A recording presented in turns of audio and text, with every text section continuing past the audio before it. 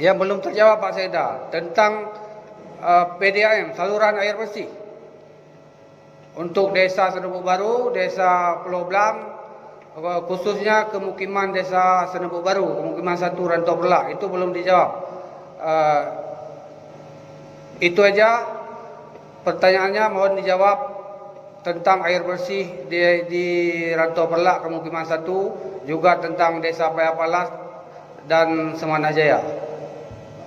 Sekian, terima kasih. Assalamualaikum warahmatullahi wabarakatuh. Kahana angin yang jiput, pane kepatut sui meputar, menyemi menghana sapu yang jitet, pane patut asap mebura, pane patut asap mebura.